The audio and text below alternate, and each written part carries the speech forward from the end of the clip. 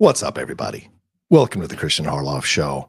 I'm John Rocha, sitting in for the man, Kristian Harloff, as he's off probably shooting reactions or doing God knows what. But today on the Kristian Harloff Show, it is the hot mic invasion of the Kristian Harloff Show with myself and Jeff Sneider joining us, the insider himself. We're here to discuss all things CinemaCon, that big Warner Brothers panel and the Superman stuff involved in it. You saw the headline for this episode.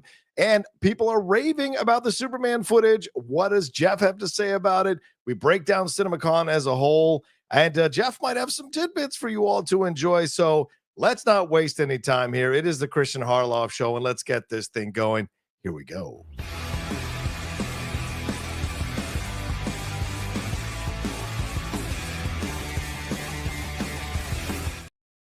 What's up, everybody? Welcome to the Kristian Harloff Show. I am John Rocha here. Very excited to be welcoming my co-host for this particular episode of the Kristian Harloff Show. It is my hot mic partner and compadre, the insider himself, live from Las Vegas, Jeff Sneider. What's up, Sneider?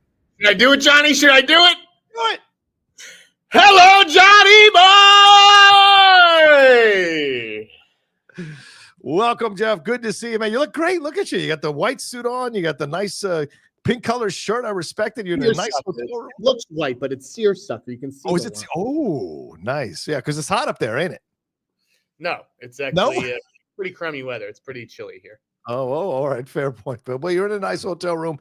Thanks for taking time to join us here, man. And look, Jeff's going to be with us over the next 90 minutes. So for those of you who are sending in your super chats, get them in now. You know, we want to break that 100 super chats from yesterday. We want to break Roxy, show love for the hot mic. And just a little plug for both of us, Jeff. We host the Hot Mic Show on the Outlaw Nation channel every Thursday at 4 p.m. PT. Sometimes the schedule changes depending on my schedules or Jeff's schedule, but we're pretty much Thursday at 4 p.m. PT. This week, however, we're going to wait for Jeff to get back from CinemaCon, so we will be doing it on Friday of this week, and we break down all the things in the world of entertainment, raw, authentic, and unfiltered. Wouldn't you say there, Jeff? Oh, I'd say so. It's the only way I know how to do it. Absolutely. So just a quick reminder as well to you all. We got a lot of stuff coming out of the Kristian Harloff Show for the rest of the week. Other co-hosts coming in. Other stuff is going to be back tomorrow, and he'll be back on Friday, of course, with Capes and Cows with Coy and Winston. But, you know, right now, this is the focus. Let's get to 100 super chats as we go along. Jeff, let's start with one story here that's a bit tough to start with, but one we have to start with. Oh, go ahead. Yes. Did you just say 100 super chats, John? 100. Yeah, we're trying to get to 100 super chats on this particular one. Sorry, go on. We'll see if they can do it. But you know, as I was just about to start off saying, you know, we got to start in this one place, Jeff. We definitely have to talk about the passing of Val Kilmer, which happened last night here. And I'm going to read just what they have here on Dark Horizons for him, and of course, you and I are going to chime in with our thoughts on this great venerable actor. Famed actor Val Kilmer has died. The New York Times confirmed the report that the actor has passed away from pneumonia at the age of 65. Kilmer had battled throat cancer for several years in the late 2010s and had extreme difficulty speaking since. Kilmer first starred in the Zucker Abrams 1984 comedy Top Secret, Martha Coolidge's Real Genius, before really breaking through with Tony Scott's Top Gun in 1986, which he reprised again in a phenomenal scene, which I posted on my Twitter in 2022's Top Gun Maverick. He remained steadily employed for decades, despite a reputation for being difficult to work with. At times, he gained fame for his performances like Doc Holliday in Tombstone, Chris Shiherlis in Michael Mann's Heat, Jim Morrison in Oliver Stone's The Doors, Bruce Wayne Batman in Schumacher's Batman Forever, Simon Templar in Phil Noyce's The Saint, Sergeant John and David Mamet's Spartan, one of my closet favorites of his, and Gay Perry and Shane Black's Kiss, Kiss, Bang, Bang. He was also Mad Mardigan and Ron Howard's Willow, Colonel Patterson and Stephen Hopkins' Ghost in the Darkness, Elvis in Tony Scott's True Romance there, Agent Lavoy in Thunderheart, another one of my closet favorites from him, Philip II in Oliver Stone's Alexander, also the Island of Dr. Moreau. He was Moses in The Prince of Egypt. He was von Kunth in MacGruber, and a number of other films like The Real McCoy, Red Planet, Salton Sea, At First Sight, Mask and Anonymous, and also provided the voice of Kit in 2008's Knight Rider. At his peak in the 1990s, he was one of the best paid actors, and his films have grossed over $3.5 billion at the box office. He is survived by his daughter Mercedes and his son Jack, who I was very lucky to interview 4 years ago when they were promoting Val, which I will put up on my channel sometime in the next couple of days. Jeff, your thoughts on Val Kilmer? One of our legendary get-togethers was a rewatch of Heat, and where we shared our love for Val Kilmer. So what are your thoughts on his passing and on his legacy as an actor? I mean, I really do think that he was one of the greats of his generation, right? I mean, I remember first hearing about him with like The Doors. Yeah, this right. Morrison, who, you know, I had a limited comprehension of as a young kid, but I knew my parents were excited to see The Doors, and everyone, like, he was just considered like a Johnny Depp. I feel like just an immediate talent, and his star burned bright. I mean, he got all the way to Batman. Yeah, but for me, he was never really a movie star. I think he was better as a character actor. He was one of these beautiful guys like a Brad Pitt who actually functions better as a character actor. Yeah. And that's why I love what he does in Heat. I mean, for me, that's the movie. Yeah. I think you're right. I think, you know, coming up at a time, because I'm a little bit older than Jeff, like for me, The Doors came out when I was in my 20s, right? I mean, that was a seminal film for me. I was such a massive fan of Oliver Stone and getting into the Doors music just around that time when the Doors came out. So his performance, I mean, it was transcendent. I think Jennifer Tilly posted about it, saying that when there was a bunch of auditions going on for the Doors and they were pairing people up, that Kilmer showed up without shoes, wearing the Doors, the hair long, walked in and auditioned, and she said everybody knew he had gotten the part before he even left the audition area. That just gives you the idea and the feeling of the amazing talent that he had. And look, the beginning, he's doing the in on the joke stuff with Top Secret, Real Genius, kind of like a My Bodyguard. So good. Yep. I love Real Genius. Yeah, Real Genius, one of those. It's kind of one of those forgotten but like guilty pleasure movies from the 1980s, but a lot of people do love it. Then Top Gun, he is so powerful in Top Gun, but of course, iconic as Doc Holliday.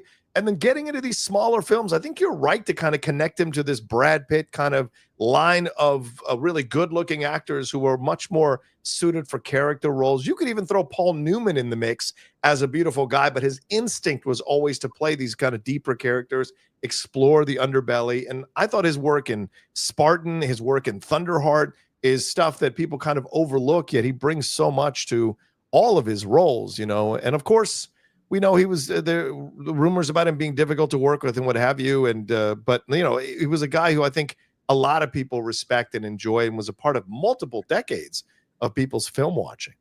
I don't think he was ever nominated for an Oscar, but like I think one of the tributes I saw today said that he did like a one-man show as Mark Twain. Yes, I think at the Hollywood Forever Cemetery or something like that, and people were like, "This is one of the greatest things I've ever seen." I just don't think Val Kilmer really got the credit he was due as an actor. I agree. You know, they rarely do until it's too late. But yeah, we definitely lost. We lost someone who was still creating, even, you know, while dealing with cancer and going through this horrible ordeal for the last decade. He laid it all out there in the documentary Val, which again, it's great to watch Heat and all these, you know, great Val Kilmer performances. Right. But to see how he bears his soul and you know, just how a man is around his family in that Val documentary. That's the one I hope that people watch. I agree. And you know, there's just these actors that come along and you just immediately love them if you appreciate rebellious artistry. And Val always radiated that. And to go through the wars of what he went through and his cancer and still to show up in something like Top Gun Maverick and have that wonderful scene with him and Tom Cruise. I thought that was incredible as like kind of a button on his career, Jeff, to have that scene. You know, there's one more thing coming out with him, but like this is the end of Val Kilmer, and it seems poetic in a lot of ways. This is the end. Yeah, great point. Great reference. Absolutely. All right. Well, you know, we wanted to give tribute, want to give love to Val Kilmer, and of course, our thoughts go out to his family and to his surviving children there as they move on with and process this loss. And of course, Joanna Wally Kilmer's former wife as well as part of his life. All right, let's move on to some other stuff here, Jeff. Let's bring up another article and take a look at it as we go through our rundown here. There's a big news story that broke here with Once Upon a Time, brother, there in Hollywood. Apparently, there is a sequel coming on the way here. Jeff Fincher, though initially dismissed by some as an April Fool's joke, it has turned out to be real. David Fincher and Brad Pitt are teaming with Quentin Tarantino for a sequel spinoff to Tarantino's acclaimed 2019 film Once Upon a Time in Hollywood. The Playlist broke the exclusive, saying the project is the screenplay that Tarantino's originally planned 10th directorial effort the movie critic evolved into, with the writer exploring the further adventures of Pitt's stuntman character Cliff Booth from the 2019 film. Certainly that was something you brought up on the hot mic numerous times, Jeff, that Cliff Booth was a part of what was rumored to be a part of what he was writing here. Sources for the outlet indicate that while Tarantino doesn't want to direct it, he didn't want the script languishing around and so approached Fincher with the opportunity. Fincher has a first look deal at Netflix, and so the streamer reportedly put together the deal with a budget rumored to be quite high, in the ballpark of $200 million. Over $20 million was already reportedly spent on obtaining Tarantino's script. Wow. Fincher and Pitt then opted to put aside everything they're working on to make this the priority, with Fincher directing and Pitt starring. Things are moving so fast that the plan is to shoot the project this July in California. Further casting is expected to be announced shortly, so it's not clear if anyone else, DiCaprio or Margot Robbie, will return for a cameo or supporting role. I mean, Robbie did live, so the outlet claims Robbie's reps have said she's available if they need her. The Sneider himself then posted his own report saying this is the rumored sequel to a film he didn't direct project Fincher and Pitt were linked to a few weeks ago, and that DiCaprio's in talks to return. He also confirmed on X that this is not a joke. Then Deadline subsequently checked with their courses and confirmed the project. But cautions, it is not certain this will all work out, and it seems unlikely that DiCaprio will take part in this one, which THR backed up. So, Jeff, your thoughts on this? What are your thoughts on all of this? You reported on it. You put it on your newsletter. What was your reaction to this? And then have you been hearing about this behind the scenes? Johnny, I've been on this longer than anybody. Okay. Hats off to the playlist. Hats off to the playlist for scooping this, it was, I mean, listen, this had to come from Fincher himself. Like, yeah, right. They have those relationship with Soderbergh and a lot of directors. But like they had every detail, they had every element. So I'd much rather lose the story to Rodrigo at the playlist than to have it show up on Deadline, which was the expectation. So let me take you back, please. Fanimator, keep it up and you're gone. Like literally, don't even comment again. If I see your name in the comment section again, you're gone. Is Fanimator okay? Note that, John. Fanimator, if you comment again, you're gone. I don't care what it is. Yeah. Okay. Here we go. Right. Yeah. I heard weeks ago that Fincher and Pitt were working together again. And that it was going to be at Netflix. I tried to figure out what the project was, took dozens of guesses. Yeah. Okay. Then weeks went by, and I knew that Jordan Rumi at World of Real also knew that Fincher and Pitt were reteaming at Netflix. Here's the thing, and you guys tell me like what you would do if you're in my position. Jordan and I both agreed because I talked to him. Yeah. I hope I'm not blowing up his spot by saying that. It's not really news to you guys. Brad Pitt, David Fincher making a movie together. So what? Yeah. Okay. Okay. What is the movie? Right. So I was like, I'm not reporting this, Jordan. Like, you do what you got to do. Right. And I had the other thing about that, like at that part, was that I'd heard that the project was part of the coolest package in Hollywood history. Okay, this wasn't just them doing some fucking movie. This wasn't another Meg. This was something that was going to get the entire world like go, oh shit. Right. A few weeks went by, and I got another element of it, which was that this is a sequel to a movie that David didn't direct. Yeah. And I shared that with Jordan, and he thought that was for publication. And he his site. And I was up, and I'm just gonna lay it all out there because I'm an honest, transparent dude. I was pretty upset with Jordan. Yeah. But it turned out to be a misunderstanding. I forgive him. Like, I really respect what Jordan is doing at World of Real. Yeah, we quote him all the time on Hot Mic. Yeah. Yeah. So I said, and I quote him all the time in the newsletter. And it's the number, like the playlist used to be the place that I would go to for news every day, and now it's World of Real. It's like straight up. But I was upset. And I maybe I overreacted, but it was like, dude, how could you think this was for publication? Now I have your fucking horrible comment section, all due respect to World of Real. taking just unlimited guesses as to what this sequel is. Yeah. And not to mention, now you've put the trades on the scent. Okay. It's just like, that's why you hold stuff back. But it's like, I can't expect everyone to know my strategy as a reporter and things like that, you know? So I'm sure the story did very well for Jordan over at World of Real, but I wanted to continue to wait to find out what it was. My source just, and I respect that. Like they wouldn't do it, right? They gave me a zillion chances to guess. And in fact, while talking to other sources, John, like I talked to a major producer, and we were going back and forth about what it could be. And I brought up the Cliff Booth movie.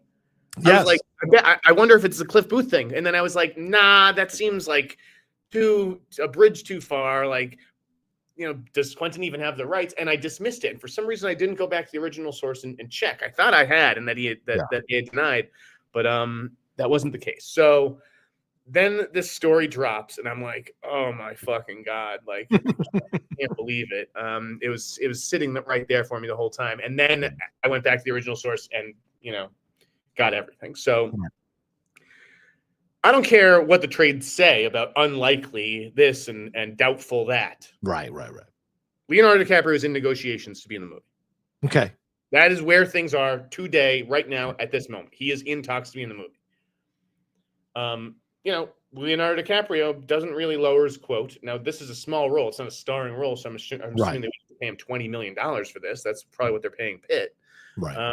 But it's like, how do you say no to these guys? Brad Pitt just rode shotgun for you in your movie in Once Upon a Time in Hollywood. Now you're not going to fucking show up for a small role or a cameo to work with David Fincher? Yeah. Come on. So it can be, he may be driving a hard bargain.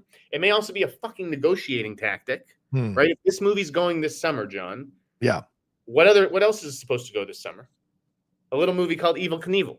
Right. Yeah, that's right. With him and rumored to be with Adrian Brody. Right. And he also does not have a deal for that. This is a movie that's supposed to go this summer. He doesn't have a deal to star. So it's like, if you're the studio, are you spending the millions of dollars in pre-production knowing that Leo can be a little fickle and maybe walk away and leave you high and dry like Joaquin might? Yeah. Like, so neither deal is done. And for all I know, he's leveraging them against each other. Yeah. But again, it's a small, I don't think that's necessarily the case because such a small role, I think, in Once Upon a Time in Hollywood. But I think it's going to work out. We'll see. Yeah. I mean, it's a Tarantino script. It's a Fincher directed film, and he has a relation with Netflix, right? With Look Up or whatever that film was with him and Jennifer Lawrence. So, it's clearly just figuring out whatever the minor details are. And John, what's the number one thing that makes you want to sign on to what is probably going to be a hit movie? It's like, oh, do I need this right now? Yeah. And as far as I can tell, Leonardo DiCaprio is going to be the star of a $140 million flop. Right. Yeah. The PTA film. All due respect, looks great. Think it looks great. Don't think it's going to make back its money. I think it's going to end up like Mickey 17, where it has its fans, but it's going to lose the studio a lot of money. Did you enjoy the footage? Did you get a chance to see the footage? We'll talk about all that. All right, go ahead. But to me, it's like, you're going to turn down a Fincher movie coming off the heels of a movie that's going to underperform. Yeah, you're right. Like Tarantino, but like these are our two favorite filmmakers, or at least mine. Yeah. Here, Tarantino, this is a mind-blowing package. For this to have broken when it did, right before the Warner Brothers panel, which I spent most of the panel just doing a write-through of the Tarantino shit as more and more information came in. Like, that's how you steal the thunder of every fucking studio, because no studio is going to be announcing anything like this week. Right. Fincher, Tarantino, Pitt, and probably Leo, I think. Crazy. Do you think Margot Robbie, do you think Margot too, because she survived? Sharon Tate lived through this one, so does she be a part of this? Again, the question to me is, is it a prequel, or is it a sequel, or is it both? Yeah. Right? There's going to be Cliff's backstory about the wife and stuff like that. Right. Are we going to continue to follow Cliff's adventures beyond the events of Once Upon a Time in Hollywood? And no matter what, obviously, I guess the whole point, Sharon Tate lives, right? Right. So she exists in the world. So I think that you would see her. Again, could just be a cameo. Could just be Brad Pitt going to the movies and seeing a new Sharon Tate movie, a Sharon Tate movie that maybe she had already passed before it came out. So like, yeah, maybe. Well, it's also fascinating too because you look at where it was set. The Once Upon a Time in Hollywood set in late 60s before you get into the 70s. So, and we saw how it ended with them in the movie. What happens to Cliff Booth now going into the 70s? Why are we following him? And how much of the movie critic script is going to be massaged into this? Or because you had mentioned on the hot mic, I remember you mentioning it that Brad Pitt, Cliff Booth was going to possibly be a part of this or was going to maybe be the lead of this. So you had, like you said, you'd been on this for quite some time. I think that's what this is. I think this is like a version of the movie critic script. I think he was writing something called the movie critic and then found himself just being enamored with Cliff Booth. And then it started to turn into a Cliff Booth movie. And then it was like, I don't know what I'm doing anymore. This isn't my last movie. But it's still Tarantino and he's still a genius. I mean, Netflix reportedly paid $20 million for this script. That's insane. It is insane. But like, I love it. Like, should they spend $5 million on the next Red Notice? Like, this is what you break out the checkbook for. And Dan Lin, who's relatively new to running Netflix's film side, like, it's a huge fucking get for him. Yeah. Also, doesn't have to do the IMAX thing. Like, I was told that right away. It was just like he doesn't care. Right. Doesn't care about theatrical release. Wants the full creative control that Netflix offers, and it won't be, maybe it'll get like a 4-wall sort of thing, but it's not getting an IMAX deal. That's not getting the Greta treatment. Yeah, and I think that, and you see these actors who are coming in and taking these things, the idea of streaming and what it all means, I mean, that stuff goes away. I mean, Brad Pitt's doing F1 for Apple, essentially, and he did Wolves for Apple as well, and so there's precedents, and with Fincher and the deal he has with Netflix, so this is a smart move by them overall to see what the reaction is going to be. And Netflix, as we said a couple weeks ago on the show, man, they're the ones who are desperately trying to get something to win for Best Picture. Is there a possibility that Fincher, who's directed some incredible films, directs a film here that is a sequel to a Tarantino film, but maybe even surpasses that film and gets into contention for a Best Picture and possibly wins? So anything is possible at this point. And I wonder, they must believe in it a lot, Jeff, to start shooting this quickly in July. Like, I mean, literally 2 months from now. I agree. That surprised me because I did think that Fincher might do the Squid Game series before this. But, that was another, listen, Rodrigo went through Fincher's entire thing. That's why I was like, he had to have talked to David himself. He's like, he's basically like, the Squid Game series has morphed into something that is not necessarily Squid Game America. It's like maybe a parallel kind of show, almost like maybe what like the Parasite series at HBO would have been. Oh yeah, right. Not just like a continuation. Anyways, yeah, I'm not sure what's going on with that, but I think it has to do with just the script's not ready. Dennis Kelly is still writing. He's not known as the fastest writer. They're taking their time with that. Here's, a little update that I think has been overlooked in my write-up because I was doing, write-throughs. Yeah. So maybe everyone saw the report, but the report looked completely different 15 minutes later. Fincher's off the Chinatown thing. Oh, wow. So, okay. So I haven't seen that get any pickup today on the internet, but I believe that he is no longer involved with the Chinatown prequel. Wow. Okay. Shit. All right. That's going to be interesting to see what they do with that project if Fincher's off of it now and if it keeps going or not. So, wow. Yeah. So clearly they're focused on this. So at least Fincher and Pitt are lined up, it seems very clearly, for this July as a start date. We'll probably hear about DiCaprio and other things and maybe get a little more of an idea of the story, because that's what they did leading up to Once Upon a Time in Hollywood. They would announce the actor like Damian Lewis and who they're playing, Steve McQueen and things like that. So hopefully we'll hear that. And will it go into the 70s? Who are we going to see? I mean, Pacino's in play, Hackman's in play, Redford's in play. It might be fascinating to see who plays these characters as they get announced here and what the story is going to be all about. So anything more on this, or shall we move on, brother? I think we can move on. Okay. Well, as we move on, we're going to take a quick break and hear from some sponsors for the Kristian Harloff show. But on the other side of this, Jeff Sneider has a scoop for us, and we're looking forward to hearing what Jeff has to say about this. And we'll be right back right after we do these. Wait a minute. I got, you know what? You're supposed to put this in here, Kristian. The ad break. Okay. What is the ad break? He didn't say what the ad break was. So I'm just going to guess that it's these next two here. So, here we go. Newest block. All right. We'll be right back right after this. With Robinhood Gold, you can now enjoy the VIP treatment, receiving a 3% IRA match on retirement contributions. The privileges of the very privileged are no longer exclusive. With Robinhood Gold, your annual IRA contributions are boosted by 3%, plus you also get 4% APY on your cash in non-retirement accounts. That's over 8 times the national savings average. The perks of the high net worth are now available for any net worth. The new gold standard is here with Robinhood Gold. To receive your 3% boost on annual IRA contributions, sign up at robinhood.com/gold. Investing involves risk. Rate subject to change. 3% match requires Robinhood Gold at $5 a month for 1 year from first match. Must keep funds in IRA for 5 years. Go to robinhood.com/boost. Over 8 times the national average savings account. Interest rate claim is based on data from the FDIC as of November 18th, 2024. Robinhood Financial LLC, member SIPC. Gold membership is offered by Robinhood Gold LLC. I want to tell you guys today about a new sponsor we're working with, and that is Rula. Finding a therapist you trust, it shouldn't be so complicated or cost you a fortune. That's why today's sponsor, Rula, was formed. Rula connects you with a high-quality, vetted, licensed mental health professional that is suited for you.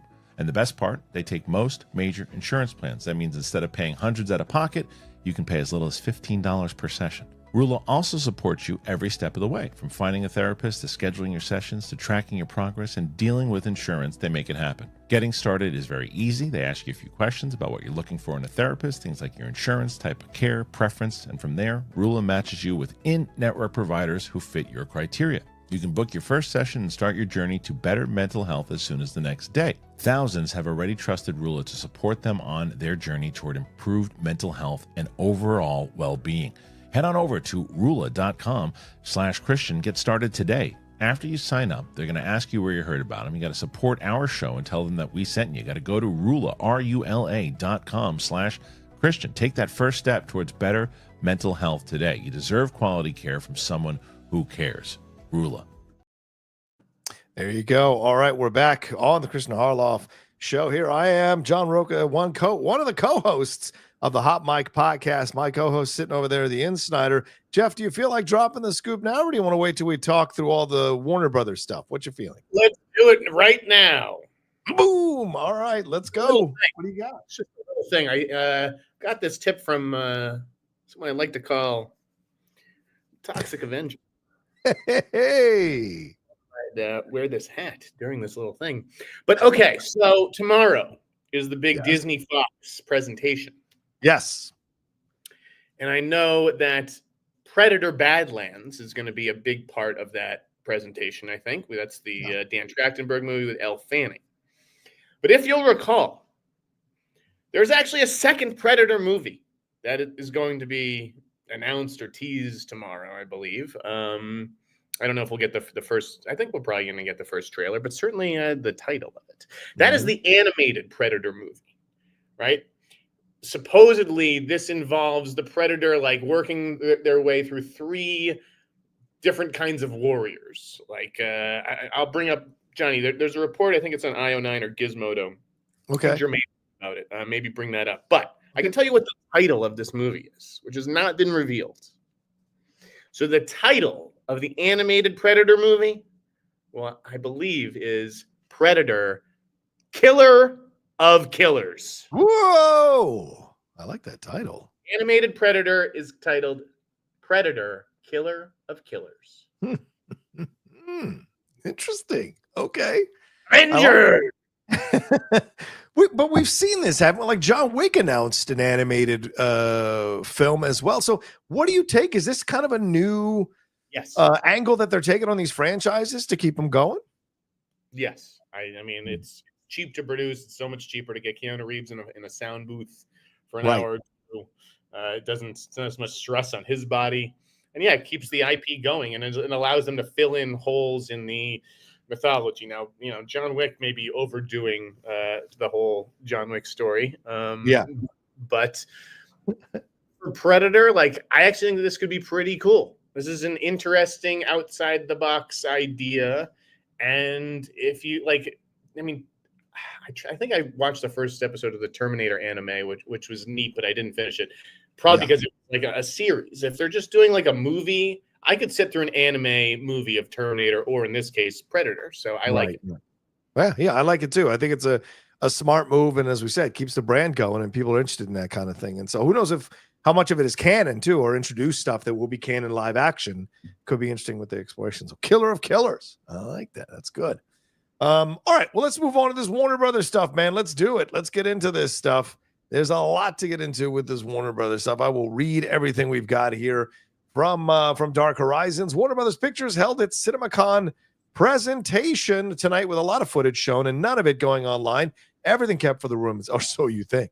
One big bit of news is the announcement of the development of new theatrical animated movies based on classic animated properties, the Flintstones, Tom and Jerry, and Looney Tunes. What a surprise. Here's a breakdown of what was screened to the room. Superman. Director James Gunn, much of the cast were there to show off an extended sneak peek that carries on from the teaser trailer moment in which a fallen Superman asks Krypto to take him home. The lively Pooch drags him to the Fortress of Solitude, where robots repair him with a little bit of help from the sun. Gunn says the project is still in the, quote, throes of post-production, and says his approach to Krypto was, quote, oh my God, what if my dog had superpowers? I'd be effed.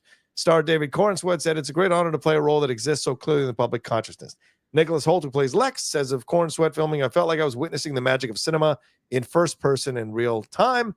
Warner's also finally confirmed that an extended sneak peek of the film will premiere in front of IMAX copies of the movie this weekend with a Minecraft movie. I guess I have to go to the IMAX version. Mortal Kombat 2 was also previewed here, a sizzle reel of footage from the sequel to the 2021 game to film adaptation, with Carl Urban revealed to be spouting the line, I am Johnny effing Cage at one point. Scorpion was seen saying his signature line, get over here. Weapons was also screened by Zach Kreger here, his new film, which will be set in a town where an entire classroom of children disappear one night without a trace, and the town reacts with understandable shock and anger. Director Joseph Kosinski and producer Jerry Bruckheimer appear to present 10 minutes of footage from F1, the Brad Pitt-led racing drama, which appeared to be from the film's opening sequence. Bruckheimer says, quote, we believe this is going to be the cinematic experience of the summer. The much maligned Bride was also previewed here, Jeff, with filmmaker Maggie Gyllenhaal and Jesse Buckley, who is the star there, appearing at the panel as well. Footage was screened, confirming it is set in 1930 Chicago and sees the two monsters journeying through wild landscapes and committing various crimes. The story follows a lonesome Frankenstein monster who enlists the help of Dr.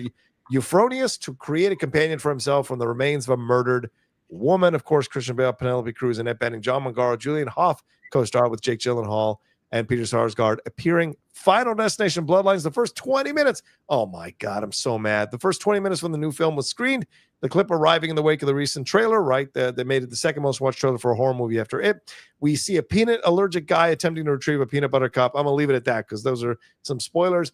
Others, there was brief footage from the dynamic duo that was shown, and the animated title showed the Batmobile in action in what's dubbed a, quote, unique puppetry animation style. Also, Bill Hader introduced unfinished trailer for the animation, the Cat in the Hat film that they're doing, and a scene from Paul Thomas Anderson's One Battle After Another, speaking of DiCaprio, was shown, and The Conjuring Last Rites was confirmed as the final film of that franchise. So, Jeff, what happened at this thing? What were your reactions to it all? The Superman stuff, the Final Destination stuff, all the things that you got to see. What stood out to you? What caught your eye?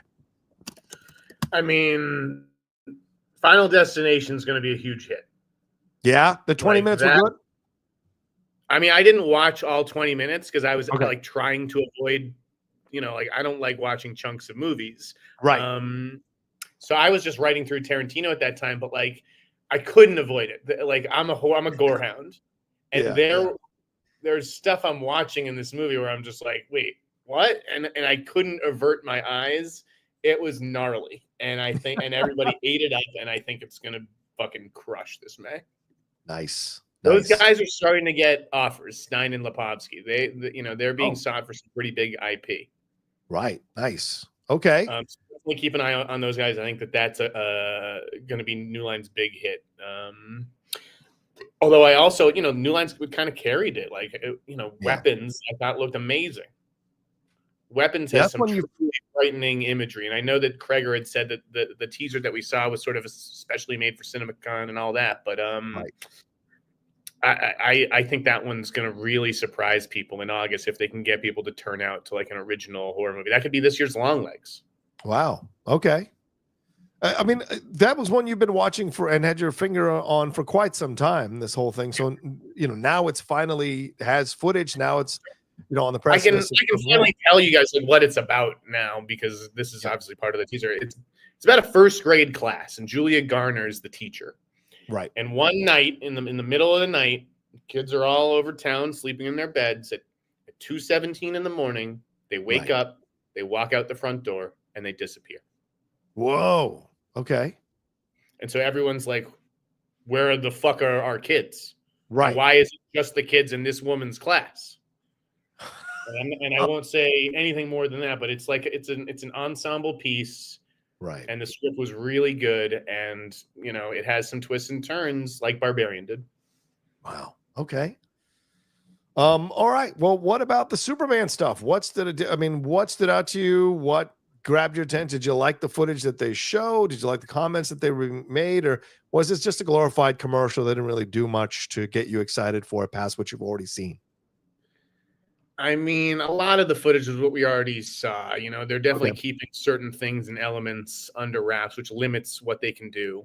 And you're still not seeing Superman interact with Lois Lane or Lex Luthor, right?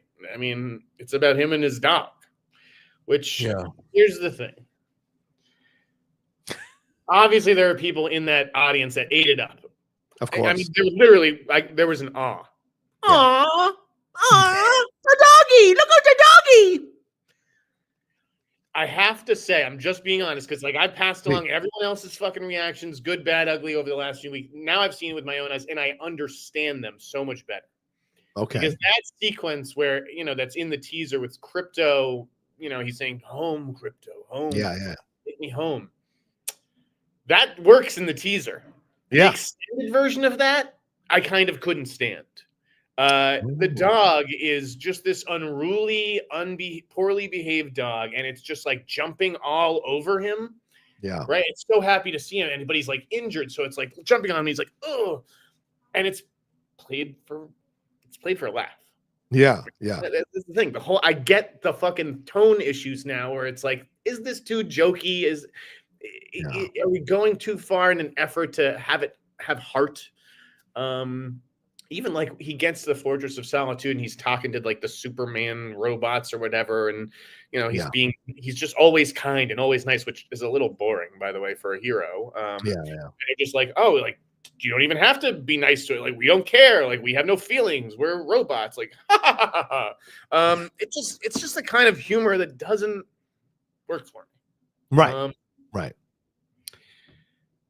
So I understand appealing. Americans love their pets, I understand chasing after that, but that's all the sell has been the last few months. It's been Krypto at the Super Bowl, Krypto at Comic-Con, Krypto. Where's the rest of this fucking movie?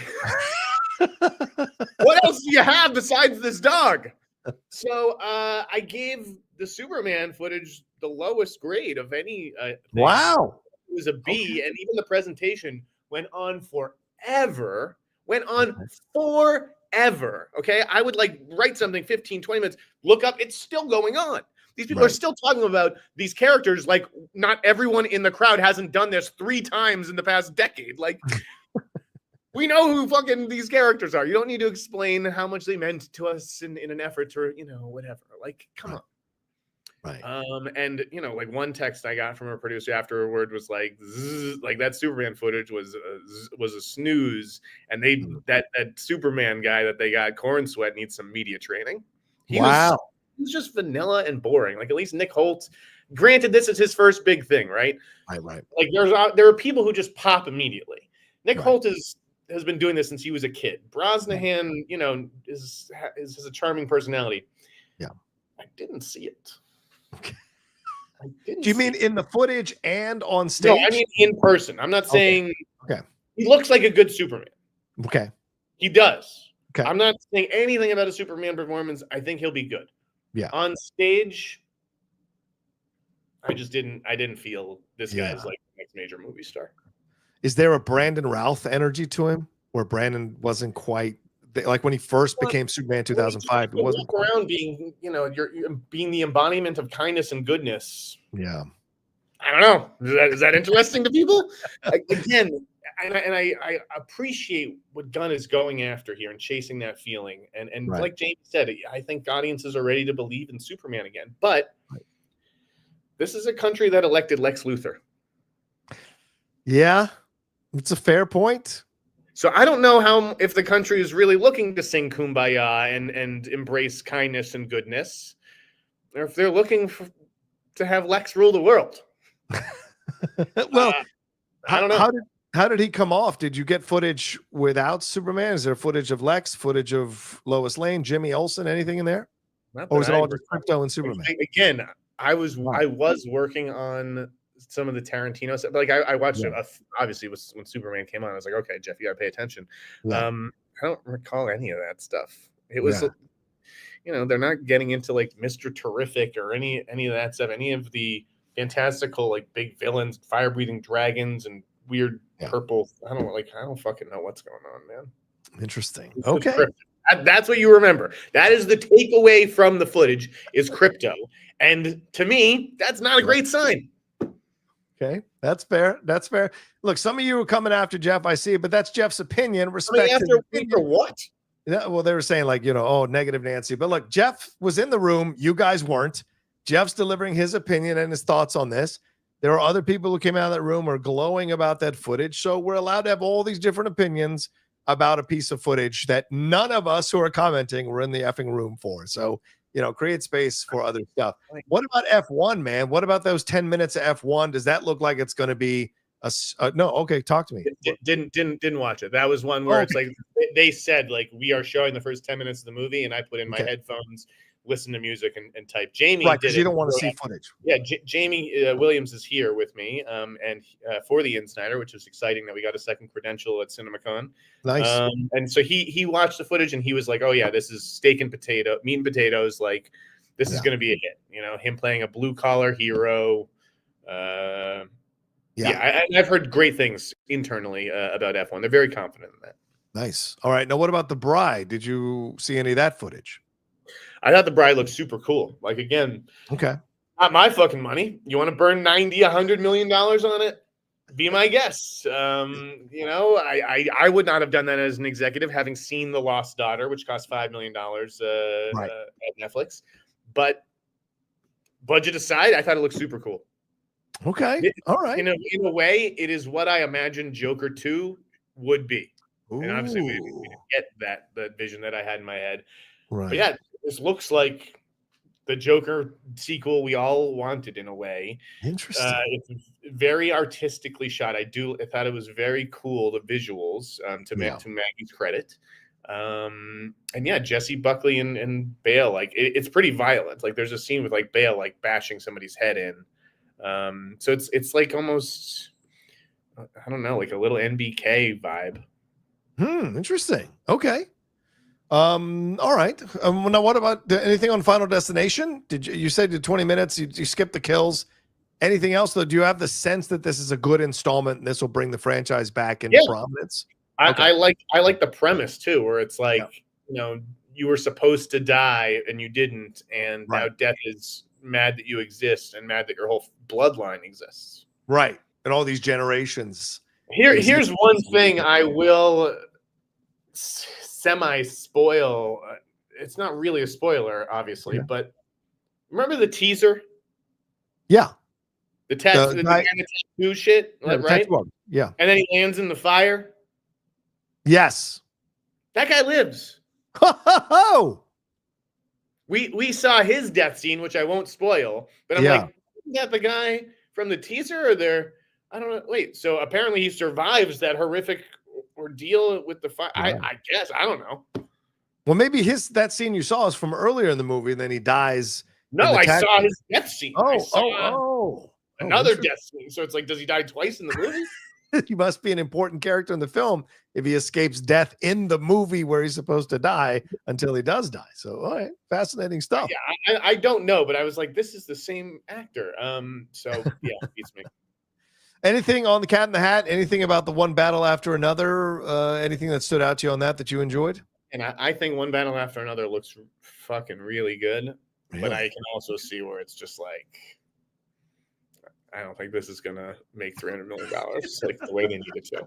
I mean, again, if it costs 140, then you've got marketing costs on top of it. Let's say they even keep the marketing down. Say 40 or 50 million. You have to gross over $350 million. Like, yeah, that's true. So okay, I don't see that happening. It was funny. Yeah, you know, the extended footage that we saw, but yeah. Okay. Cat in the Hat. Cat in the Hat's gonna be a hit. I wouldn't be surprised if they moved up Cat in the Hat, just because Warner Brothers doesn't have anything after Mortal Kombat 2 in October. They have no movies in November, December. So don't be surprised if something moves up. Could be Wuthering Heights, which they didn't mention really. Yeah.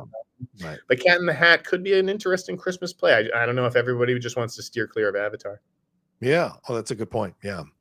All right. Well, that's the Warner Brothers stuff. Let's move on to Lionsgate. Before we get to these questions, let's talk about Lionsgate. Start sending in your super chats. We're at 20 right now. Send in your love here for Jeff Sneider and his experiences here at CinemaCon.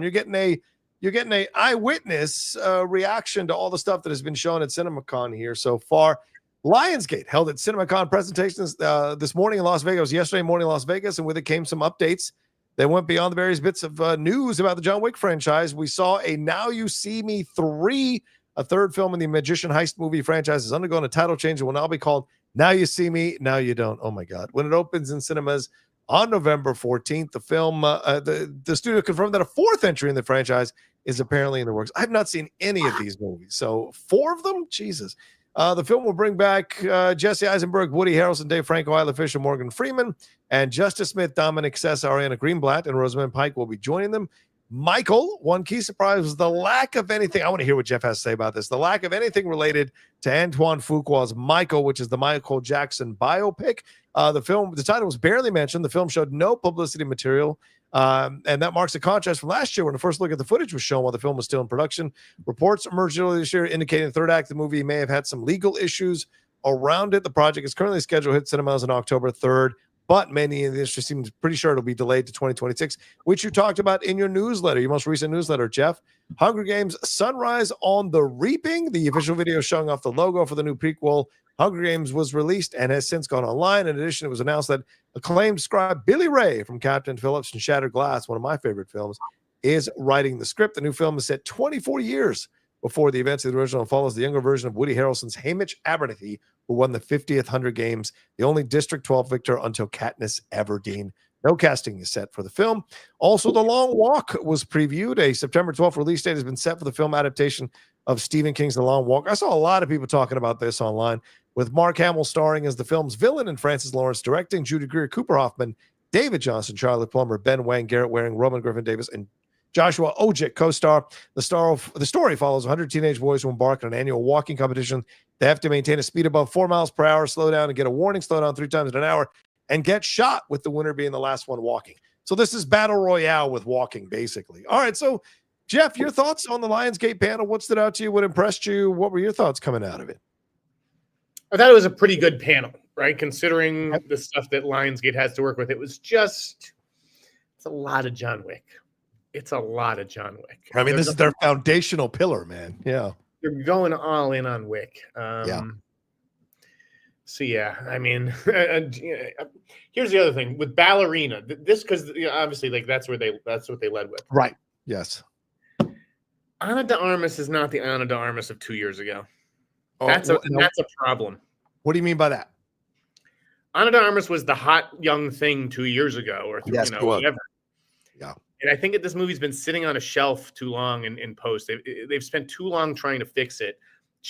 She's just not the draw that maybe she would have been 18 months ago or even a year ago. Right. I think that she's lost some momentum and cool off. And the other thing is, I think that people are just sick of seeing 100-pound women kicking the ass of 200-pound guys. Okay. I do think there's a little bit of that. And it's not to say that I'm against female action heroes. Motherfucking Ellen Ripley is a badass. I can believe Sigourney Weaver kicking ass. I can believe Uma Thurman or Pam Grier. Right. I can't believe these 100-pound girls anymore that just can flip around and beat the shit out of guys. I'm just a little tired of that whole subgenre. So I think there's some UFC fighters who are around 100 pounds who would want to have a conversation with you. Some female UFC. I'm sure they beat the shit out of me, but it's just like, yeah, I hear you. But they're not actresses, right? That's the difference. They don't radiate that.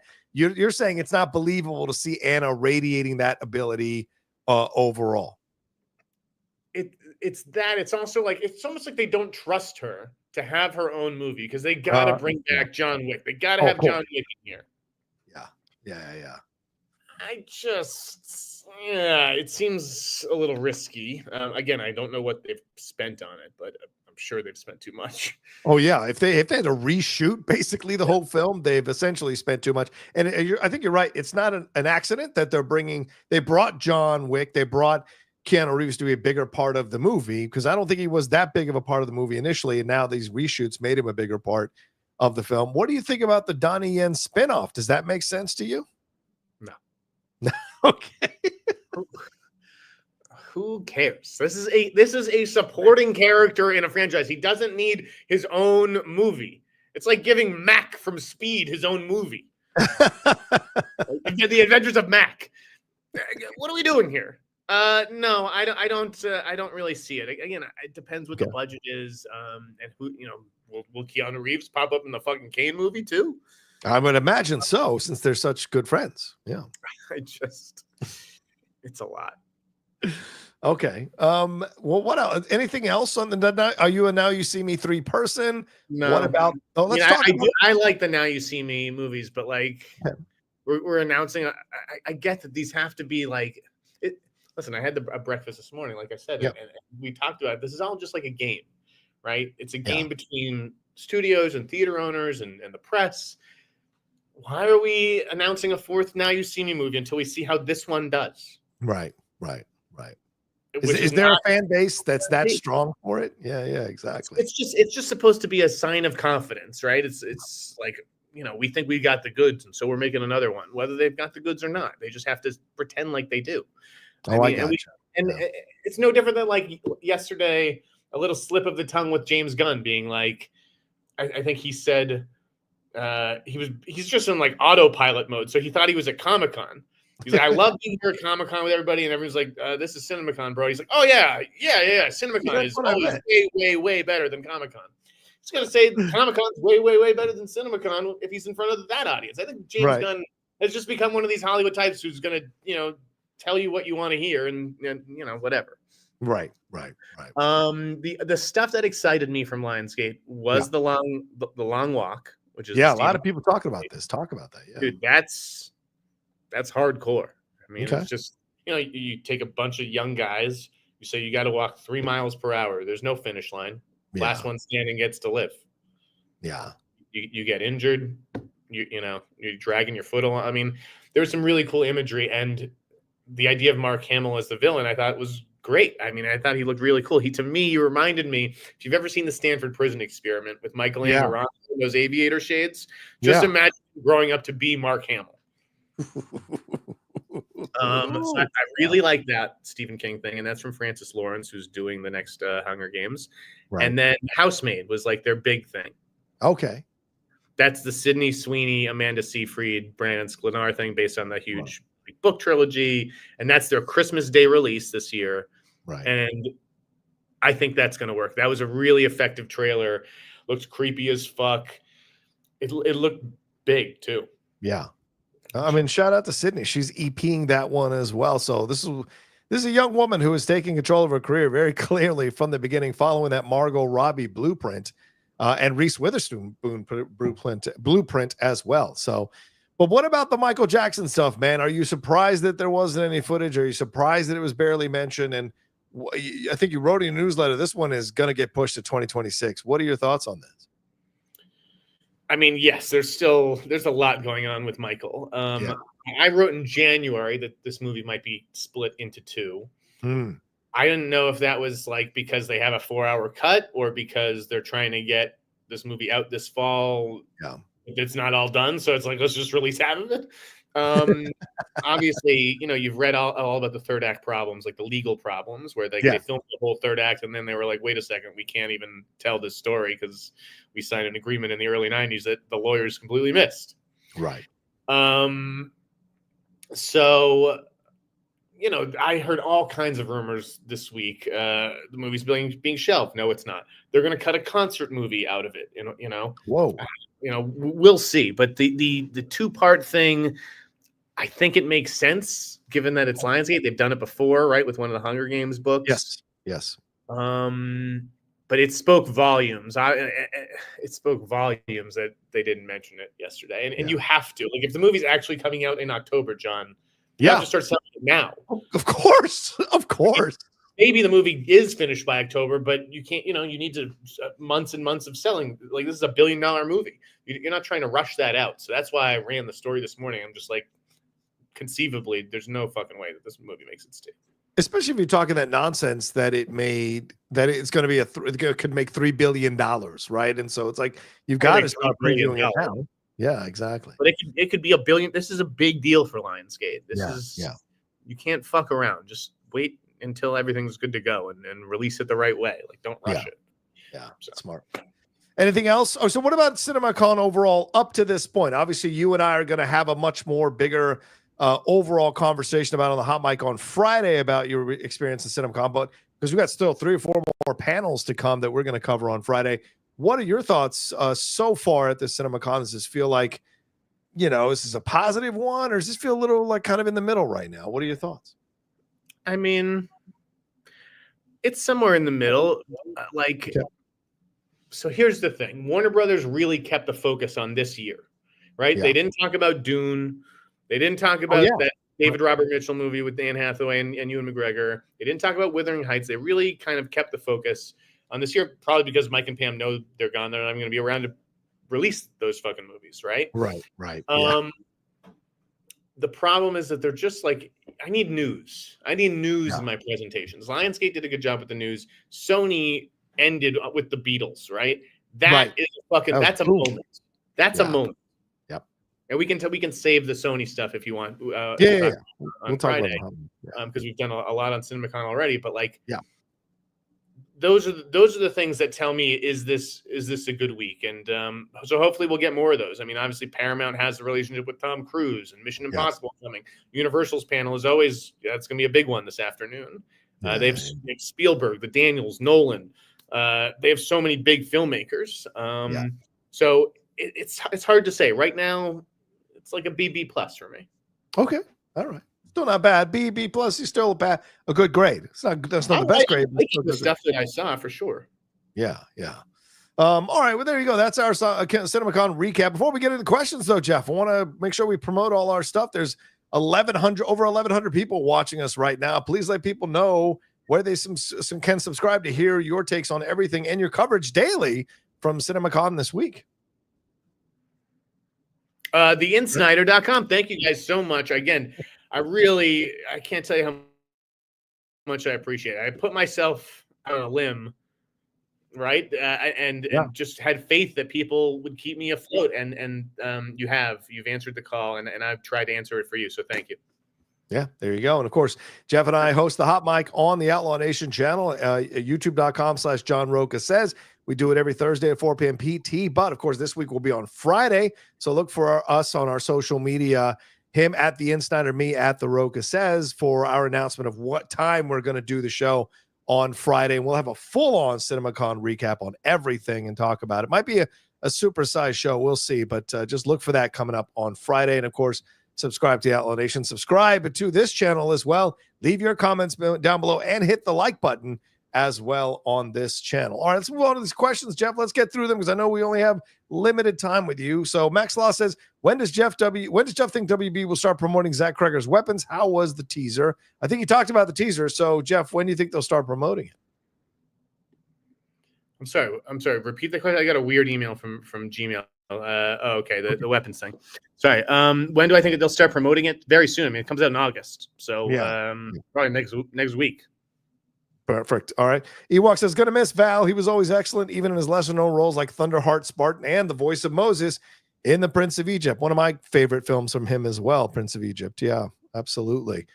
Gopal says, go ahead, Jeff. Romance too. And no one's really mentioned the Elvis and True Romance turn. Right. Is that for good reason? No, I just think he's fuzzy in the mirror. You don't really see a full Elvis. It's him, but it is. Right. Exactly. GoPal says, I'm probably stuck on a work thing all afternoon, but here's some support. Thank you, GoPal. Thank you. Jim 1 says, odds we get any Bond news from Amazon at CinemaCon. Jeff, do you think that's possible? I think we will. I mean, to me, Jamie hit the nail on the head where it's like, if they don't show 007 and then 007 morphs into 2027, that's a missed opportunity. Even if you don't make the date, you just say, this is coming. Yeah, fair point. Get people excited. Simon Section, R.I.P. Val Kilmer. In the Val documentary, Val Kilmer describes himself as an intelligent being with the soul of a clown.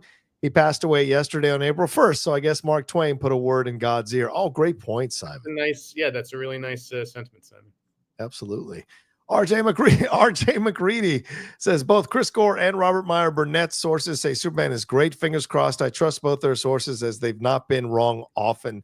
Yeah, but it's all opinion, isn't it? It's all subjective. So yes, their sources could love it. R&B sources, Chris's sources can love it. Doesn't mean you're going to love it. Doesn't mean Jeff has to love it. Doesn't mean all the people are going to love it. So because there's just as many sources telling you that it's a bit kind of in the middle. So yeah. I just love this phenomenon where people need to have like their taste reassured. Like they're not sure. I mean, I need someone to tell me this movie is great. What do you care? You're going to see it in July on your own, right? So what do you care what other people think? Yeah, great or shitty, you're still going to see it. Is it to set your level of expectation? Like, I just don't understand. Yeah, maybe. Simon Section says, I'm not sure if John is a Tombstone fan. I am not. But can he deny that Val was robbed of Best Supporting Actor, if not winning it for his portrayal of Doc Holliday? Was it because he mispronounced Huckleberry for Huckleberry?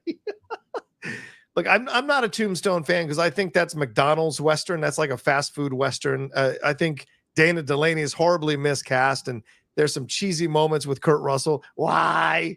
I mean, it's ridiculous. But Val Kilmer is the saving grace of that movie and the reason to watch that movie. He's incredible. And yeah, he should have been nominated. Jeff, do you think he should have been nominated for that, for his Doc Holliday? I mean, I'm not a huge Tombstone guy either. I don't know who he would have been up against. I'm going to say no. Well, it should have been nominated is all I'm asking. I don't think he should have won, but should he have been nominated? I would say yes. All right. Corn Emperor says the most dress up I've ever seen the in Sneider. Yeah, it's well, you know, he's working. He's working an event there, buddy.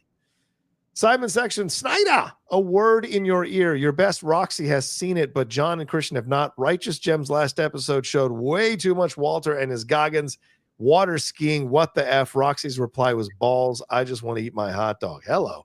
I don't watch the show. So Jeff, what are your thoughts? Have you seen this? Your thoughts on Righteous Gems? Goggins is the man. Dude, he's having a moment with White Lotus. Righteous Gemstones, good season. Not my favorite. I think I preferred last season, but it has a solid finale. I just saw the clip online with John Goodman with the kids walking in on him doing a 69. Dean Lewis says, Jeff, how's Vanessa? Have you had your egg whites and asparagus today? Seriously, though, Hot Mike is the best, and this is a nice bonus for the week. What is that? I think it's a Daredevil reference, I think. So am I looking like Kingpin? Yeah, Kingpin. Yeah, because you've got. Yeah, I was like, shit. I don't know any Vanessa. Thank you, Dean. Appreciate it. I need to watch this week's episode. I've slept 7 hours this week. Oh yeah. I have not had a chance to watch Daredevil yet. Yeah, I remember the week I went. You're all over the place, man. Mike Joyce says, Jeff, got anything to say for the haters watching? Wow. Well, in the spirit of Superman, I love you guys. Chris Daniel, Hot Mike for life. That's right. Jeff, will there be a new Mission Impossible trailer tomorrow? Will you see at least 20 minutes of the movie at CinemaCon? Yeah, what do you expect to see tomorrow? Real quick, Jeff, on the Mission Impossible side. Imagine that we'll get a new trailer, maybe setting up the threat a little bit better. You know, the villain, whatever's going on there. Oh God, it would be tough to turn down the chance to watch 20 minutes of the movie, but I don't think I will. I know that's why I'm here, but it's like, if you're going to show 20 minutes, just show the whole thing. Because then I'm going to have to sit in your fucking screening room watching the movie and just being bored for the first 20 minutes because I've already seen it. All right. Fair point.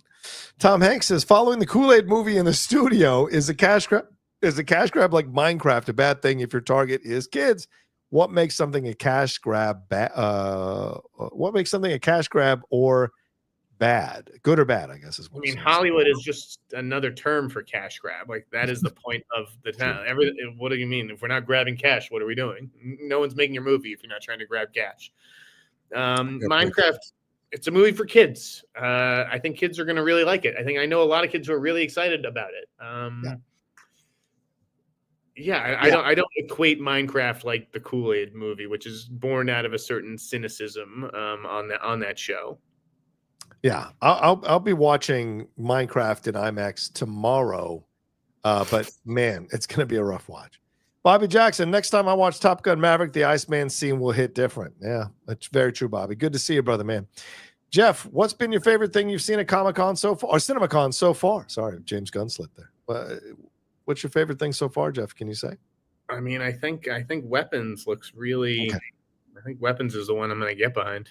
How much footage did they show? Did they show a lot of footage? Or it was like a minute-long teaser, maybe 90 seconds. Okay. But it was very effective. Okay. Kevin Frazier, Rocha, much love, brother. Same thing to you, Kevin. Thanks for stopping in, brother. Ewok, what are the odds that the next Bond will be one of the following four men? Theo James, Jack Loudon, Renee Jean Page, Josh O'Connor. Who has the edge? I feel like it's none of them. Do you think there'll be any of these four? I think it's possible. I don't think it's gonna be Regé Jean Page, but no. I think one of the other three could be in the mix. I would love it if it's Josh O'Connor. Such an unusual choice to be interesting. Simon Section, Part 1. Jeff, are any of you willing to bet Robert Meyer Burnett on his $500 that Superman will make $1 billion? I'm not. If he does win, what hot toy do you think he should invest in? Do you think it'll make $1 billion? Just on our own. After what you saw, you don't anticipate it'll make $1 billion. I don't know, man. That's tough. You know what, Simon? Let me do a little box office research. Yeah. I might make that bet with him. I mean, no Superman movie has grossed $1 billion. Yeah, none. I don't even know any that have gotten close. I don't know if like the fact that this is the birth of a new DCU is going to get people to theaters. It's too early to say, but come back to me on that one because I might make that bet. Yeah, I would be surprised if it crosses $1 billion. Although we are in the time now where $1 billion is not necessarily out of the realm of possibility when it comes to a superhero or franchise film, right? So it is possible. I mean, even Mufasa got to 700 something million worldwide. So is Superman, I think if the reviews come out and it's divisive, it's not going to smell $1 billion. But if the reviews come out and it's like 80 to 90% great and 10% kind of in the middle, then there is a strong possibility it could get to that $1 billion. We'll see. But there's a lot of competition. You got Fantastic Four, you got Jurassic World. There's a lot of competition. Simon Section. Or are both of you, like Robert, already invested in Hot Skin? As for myself, I have a damp pillow and memories pre-COVID when I could lift Mjolnir. I don't know what Hot Skin is, so I don't know what that means. I don't do toys. No offense to Robert.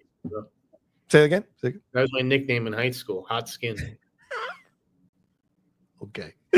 Dancing Dog 60. Lex didn't fare too well in Wisconsin last night. No, he didn't. You're right about that. I wish I could waste $21 million. Alex says, between Avatar 2, Wicked 2, Zootopia 2, and Five Nights at Freddy's 2, November/December is pretty packed. So I think you're right about WB being nervous. Jeff? Oh, just to put a movie out then?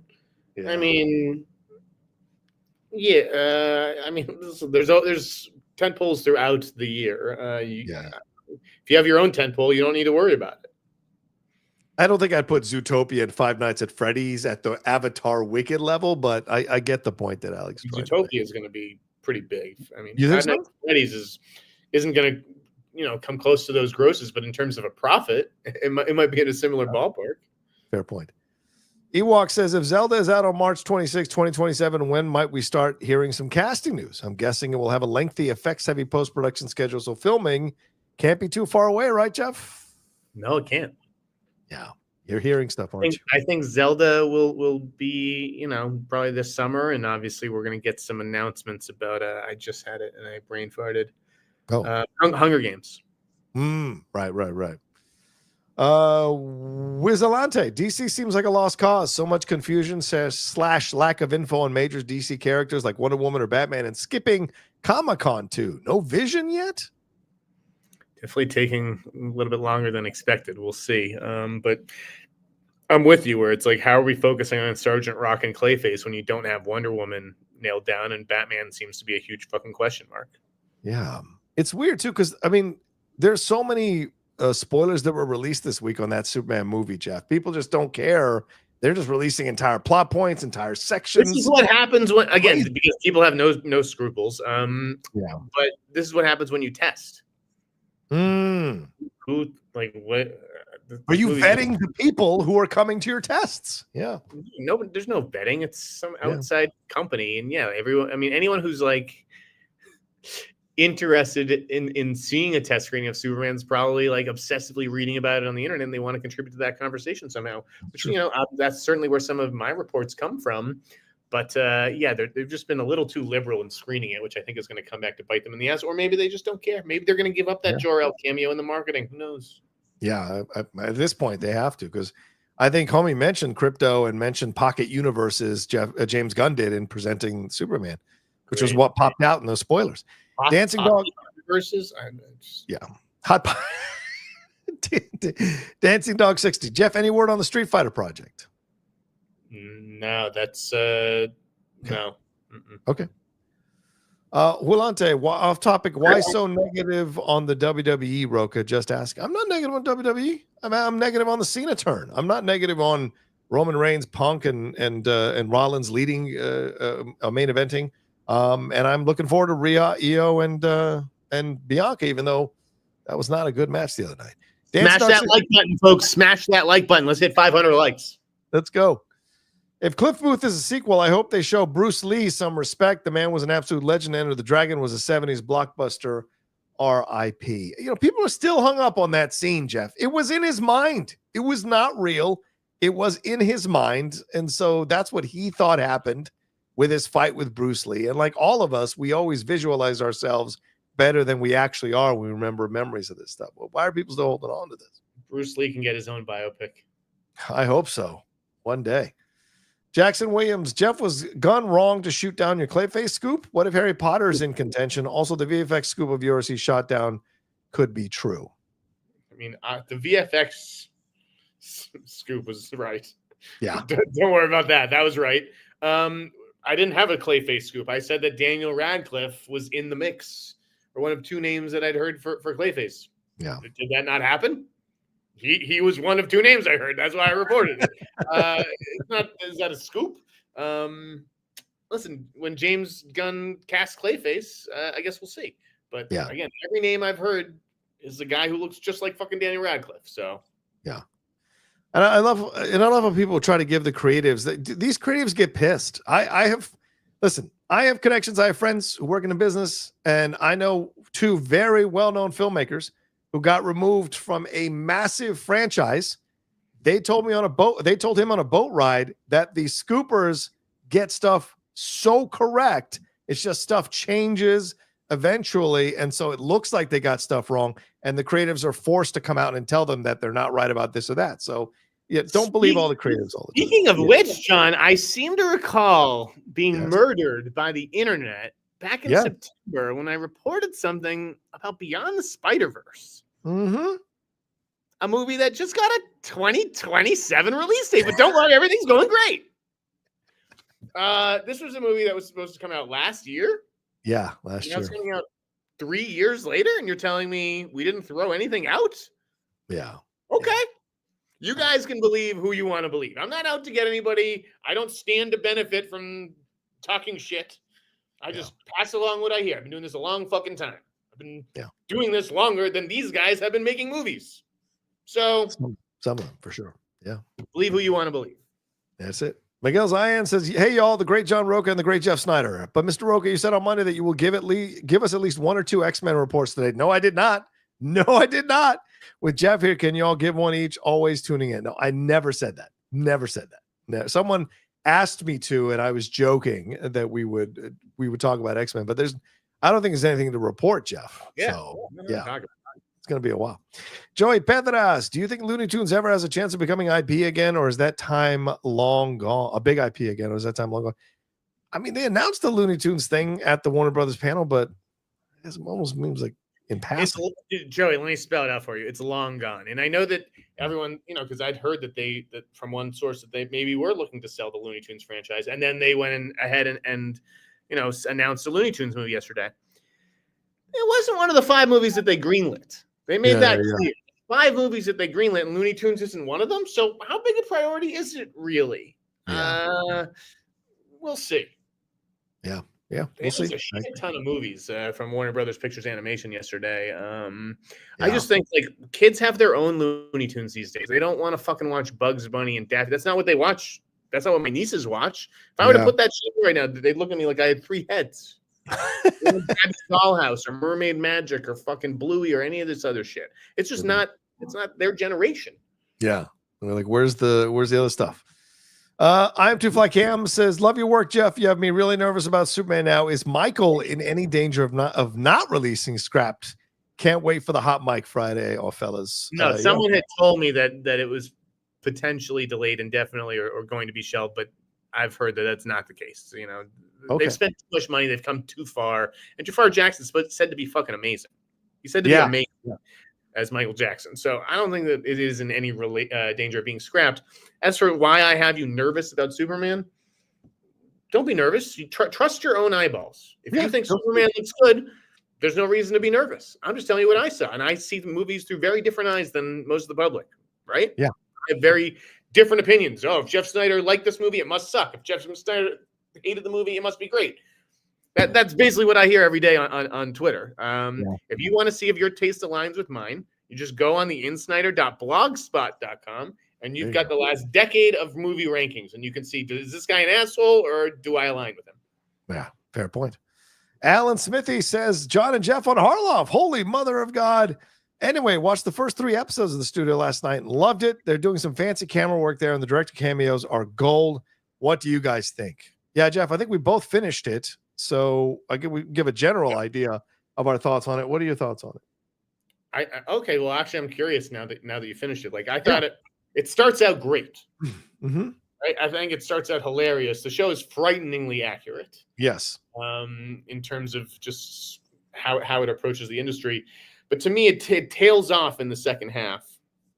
I mean, it's still funny, but like it becomes more drug fueled and a little bit more about antics and a little bit less incisive and cutting about the industry. Yeah. What do you think, John?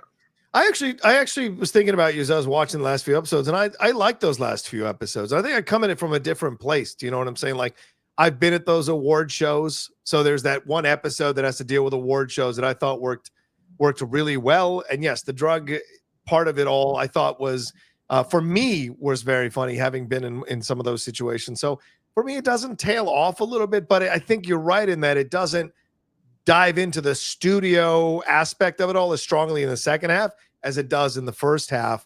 And they spend, the last 2 episodes at one particular place. And it becomes a little unrealistic even for a thing profiling Hollywood, which has a lot of insane stuff happen in it. It becomes a little unrealistic. But that cameo of a certain somebody who runs a certain news site, and that was pretty surprising. And he could use some acting lessons. Let me just put that on the table. Yeah, that's what I thought Belly did a decent job. You're insane. He was terrible. Listen, yes, he's a little stiff on camera, yeah, but exactly. I've seen worse journalist cameos. Fair enough. To me, it was just surprising, like how much he played a role. I mean, it's like a fucking key supporting role practically. That's true. That's true. And so I told you, I DM'd Seth and was like, if you guys get a second season, I better get a fucking mention, my friend. That would be great. What the hell, bro? Come on. The Sarah's cameo was great as well. I thought the Sarah's cameo was great. Corn Amber says, make sure to follow at John Rocha Says, at the Rocha Says, for all your geeky needs. Spill the Tequila Geek Buddies, the Hot Mic, plus John the Outlaw Rocha's thoughts, and also the Hot Mic with Jeff Sneider. Come on, guys. This is a big your ad man. I like this Corn Amber. I like Corn. He's very nice. Alex says, love the playlist, Jeff. A Perfect Circle and PJ Harvey were huge for me in high school, and Hailing by FC Kahuna is a classic night drive song. What is this? What's the playlist, Jeff? You guys think I just have great taste in movies? I have great taste in music, maybe even better taste in music. The playlist, I played 38 songs I wound up having time for from LA to Vegas. I posted them all online. You can check that out on my Twitter. Thank you, Alex, for noticing. And I had a perfect circle binge in the middle of that trip. Nice. Alex also says the first Zootopia made over $1 billion. Zootopia is a huge overseas, which is why they already have a land dedicated in Shanghai. Much love, Rocha. Oh, I didn't know that. Okay, fair point. Fair point. Simon Saction says, John, it's not April 5th yet. Are there any films that you haven't seen yet? Jeff Magazine Dreams, do you care? John can out-squat us both. Oh, yeah, those were the days. April 5th. Any films you haven't seen? I don't know what that means. What is the April 5th? Yeah, there were a handful of movies I missed. Like I didn't see Opus. I didn't see Last Breath. Yeah, there's a couple that have fallen through the cracks. I'll catch up with them. Magazine Dreams was worth seeing because Jonathan Majors is amazing in it, but it's not a great movie. Yeah. I got to see a Black Bag today and the Working Man. I got to see both of those today. I want to see Working. Chris Krause says, hot mic pitch, Jeff's rant corner. Jeff has 3 minutes to rant on any random subject. Signed, a fan of Jeff's rants. Well, you get them anyway, but yes, that's what the show is. Yeah, exactly. I mean, I don't know what extra you need. You need me to announce a rant? I don't see that makes sense. Right. Yeah, we need like a sound effect, like a rant incoming. Well, it becomes staged if we announce it when your rants are really better organically as they happen. Nerdy Master, like your idea with the 100-pound women today. Nerdy Mastermind, big deal or no deal? The mention of the Batman Part 2 at WB's panel. Yeah, Jeff, is that a big deal or no deal that they didn't? It's a medium deal. It's neither big deal or no deal. It is a medium deal. Okay, medium deal. Yeah, people want to know what the fuck is going on. Theater owners want to know, when are we getting another Batman movie? And to not have an answer to that question yet is not great. Yeah, it's a shame. Owen Lanning says, people need to chill. Campius crew was super excited about the Soup's presentation. Jeff shares his honest opinion. It's good to hear from different perspectives. Keep it up, boys. That's true. Listen, love Campy and the whole crew, but they're coming at it from a different perspective. These are not industry reporters. Right. So, right. Yeah, they serve a different function, which is great, and we need people to serve that function and the function I serve, but these are different functions. Right. Agreed. Andre says, hot mic follower and Insider subscriber here, just posting this to show support. Thank you, Andre. Thank you. Well, we got to 40 super chats. Oh, we got 41. Sorry about that. Dancing Dog 60, you two are funny, smart, and informative. Gotta say. Well, Jeff is the informative one. I'm just reacting to everything Jeff says. You have plenty of good shit. Plenty of good stuff. I'm no Jamie Williams, but I do what I can. So great to meet Jamie this week, by the way, guys. I talked to Jamie 100 times a day. Been working with him for over a year. We just met this week at CinemaCon. Wow. Are you staying together, or does he have his own place? He's in bed. Jamie, come up now. His own fucking room, John. His own room. We're adults. That's good. Well, I'm not working for the Wrap where they made me sleep with other coworkers to save money. Yeah, I've heard about that for sure. All right, Jeff, we're gonna wrap up the show. What else have you got going on? Promote, pitch, do your thing, my man. What do you got? Newsletter, guys. If you subscribe for a month, if you don't like it, you can unsubscribe. But I think it's worth the money, as you can see. Like whether it's the Tarantino story, the Michael Jackson stuff, I'm doing a good job. I think I'm holding up my end of the bargain. So check out it, theinsider.com, and I will have the rest of the recaps for CinemaCon and report cards. We've got Universal and Amazon today. Tomorrow's Paramount and Disney Fox. What do you think is gonna be like a surprise? What do you think might be a surprise? Do you have a thing that you're kind of looking forward to in any of these panels that you were hoping shows up as a surprise, or what are you hearing? Anything you can say on that? I would say never say die. Okay. All right. I would watch out for that crew, because I could see a Goonies announcement happening. Really? No, wait. That was I'm sorry. That was Warner Bros. That would have been yesterday. Shit. Yeah. Fuck. I really thought that they were going to do something with Goonies and Gremlins. My bad. No. What are we doing? I think that maybe something with the Peele or Daniels today at Universal. I would do something if I was. We had that poster of him that was dropped yesterday. He's producing. What'd you think of that?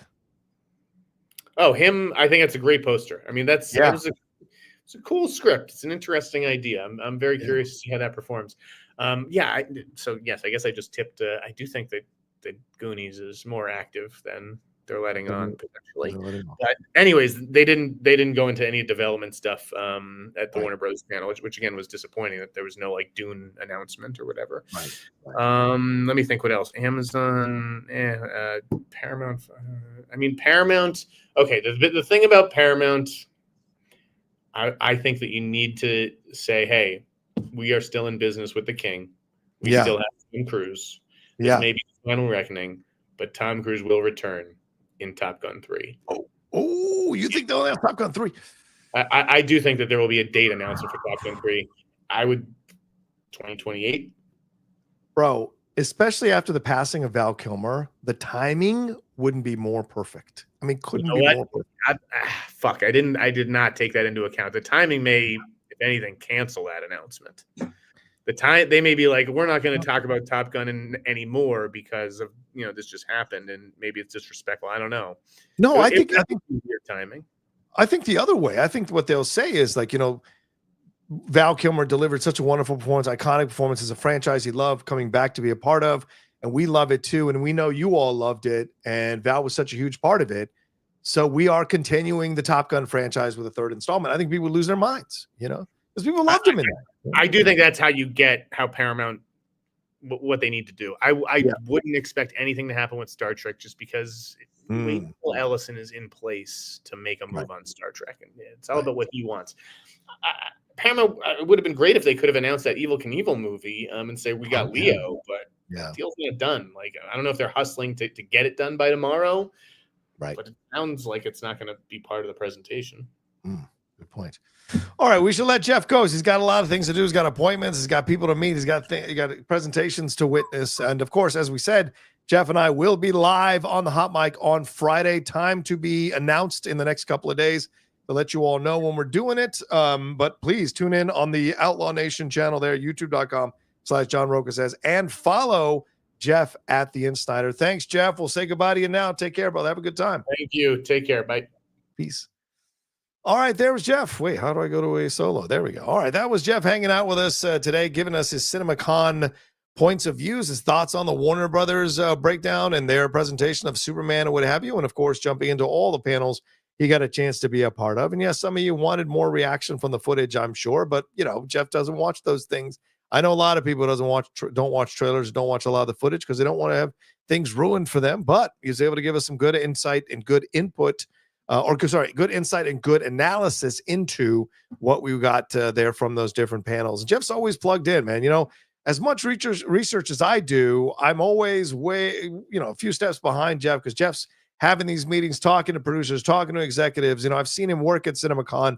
It's something to behold. And so you're getting authentic points of views, authentic information coming from him. I know some of you like to bash him, but you don't really get how hard he works to be in the position that he's in and the amount of information that he gets and gives out to a lot of people. So if you want to subscribe to his newsletter, it's well worth your time if you're into the entertainment news and wanting to be in the know of what's going on. And it's a pretty extensive newsletter that he delivers when he drops it. So you're not getting like blurbs, you're getting actual in-depth analysis of that stuff. So, all right, just a plug there for Jeff, but also my channel, youtube.com/John Rocha Says, the Outlaw Nation. We just crossed 37,200 subscribers the other day. Would love to get to 40 and 50. If you enjoy what Jeff and I did today, this was just a sample of the Hot Mic. This is just a little bit of the Hot Mic.